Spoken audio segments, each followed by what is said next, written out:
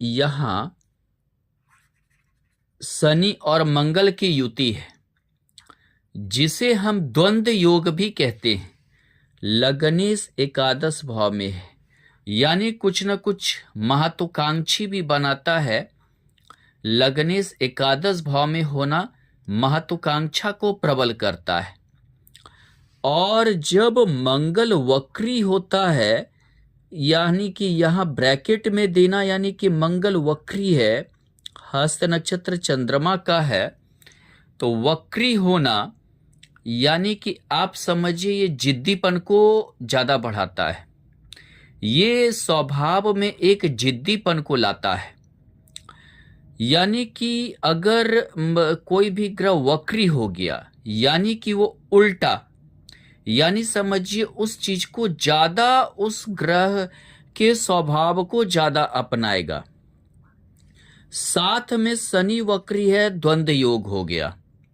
यानी कि समझिए द्वंद्व योग कहने का अर्थ क्या हुआ कि शनि और मंगल में कोई मित्रता नहीं है। और शनि मंगल में मित्रता न होने की वजह से क्या है कि मंगल का कहना है कि हम ग्रह का सेनापति हैं, हमसे ज्यादा बल किसी में नहीं है। और शनि का कहना है कि हम न्यायाधीश हैं, हमसे ज्यादा बल किसी में नहीं है, जिसे हम द्वंद्व योग भी कहते हैं। यानी कि एकादश भाव जो महत्वाकांक्षा इच्छा का भाव है, ये द्वंद्व में चला गया।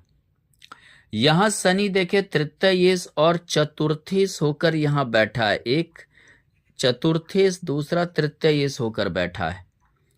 अब जब ऐसी स्थिति होती है तो होता क्या है कि आदमी तृतीयेश यानी पराक्रम अपना ज्यादा दिखाने लगता है। क्या चीज के लिए? कि अपनी महत्वाकांक्षा की पूर्ति के लिए यहां पराक्रम ज्यादा दिखाने लगेगा। और मंगल शनि के कारण अनाप शनाप जो है ये होती है, उसकी आकांक्षा इच्छा बढ़ जाती है।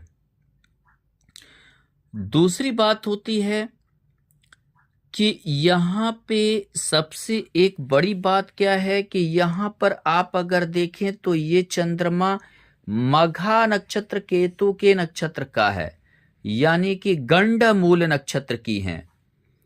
और गंडमूल नक्षत्र होने के कारण क्या है कि इन्हें जो है समझिए कि जो व्यक्ति गंडमूल नक्षत्र में पैदा होता है, ऐसा समझिए ये हमें लगता है